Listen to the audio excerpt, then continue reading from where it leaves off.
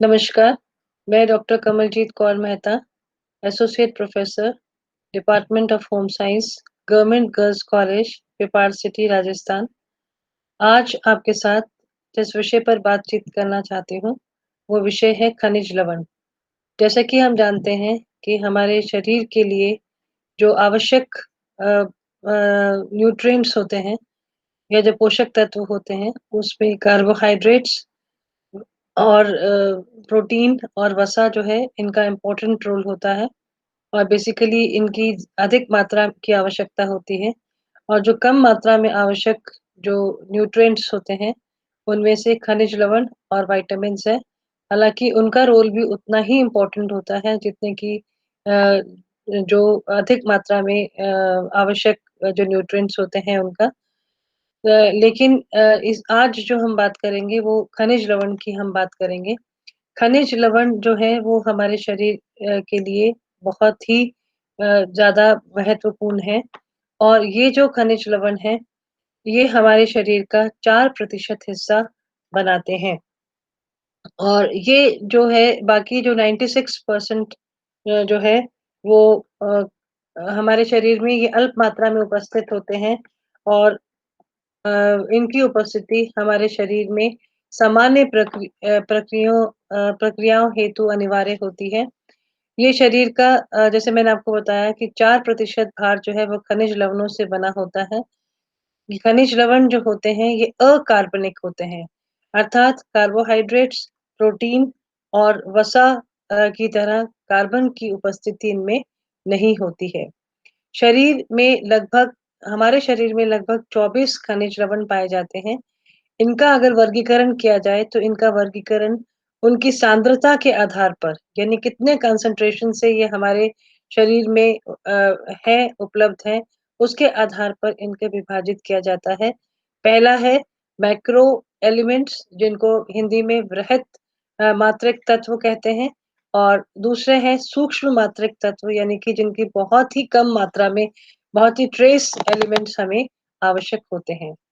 तो ये जो खनिज लवण है, ये इस तरह से चित्र में बताया गया है। जो अधिक मात्रा में चाहिए, जो वृहत मात्रा में चाहिए, वो है calcium, phosphorus, sodium, chlorine, potassium, गंधक और मैग्नीशियम। और जो सूक्ष्म मात्रिक तत्व होते हैं, जो यानी कि जो बहुत ही ट्रेस भर थोड़ा-सा ही चाहिए हमारे शरीर को, वो है लौह तत्व, आयोडीन, तांबा, मैंगनीज़, क्लोरीन, ज़िंक और कोबाल्ट।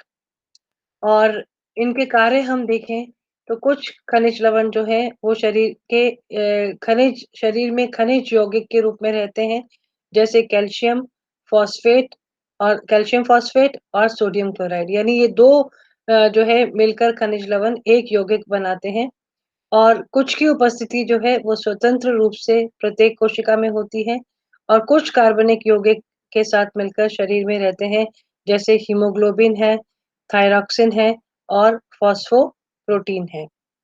इनके कार्य अगर हम देखें तो 2 तरह के कार्य हैं मुख्यतः खनिज लवणों के। एक है निर्माणात्मक कार्य और जिनको कि बॉडी बिल्डिंग फंक्शन कहते हैं और दूसरे हैं नियामक कार्य जिनको कि रेगुलेटरी फंक्शन कहा जाता है। पहले हम बात करते हैं निर्माणात्मक कार्यों की।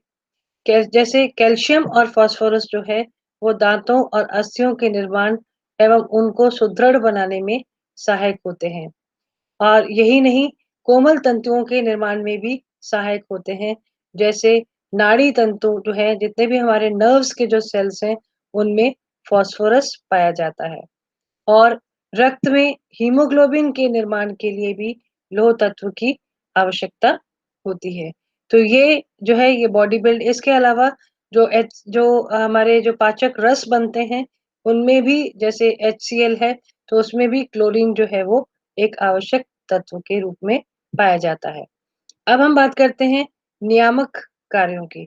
जो हमारे रेगुलेटरी फंक्शंस होते हैं, उसमें रक्त जो है वो हमारे शरीर में अम्ल और क्षार के संतुलन को बनाए रखता है, जो कि बहुत ही ज़्यादा आवश्यक है।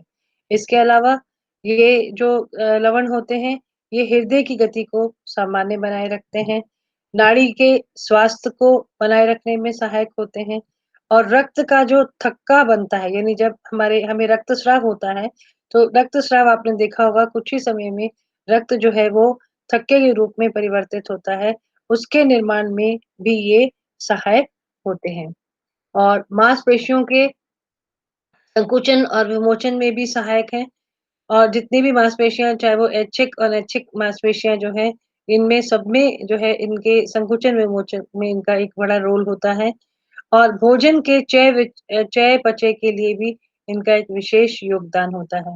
इसके अलावा जो बॉडी में एंजाइम्स होते हैं, जिनको हम विकर कहते हैं, एक विभिन्न विकरों की क्रियाओं के लिए भी ये आवश्यक होते हैं। और आयोडीन जो है, जो कि एक बहुत ही इम्पोर्टेंट जो है ये खनिज लवण है, ये एक थायराइड ग्रंथि का एक उपयोगी तत्व है, जो कि शरीर की वृद्धि में सहायक होता है। इसकी कमी के कारण शरीर की वृद्धि भी रुक सकती है।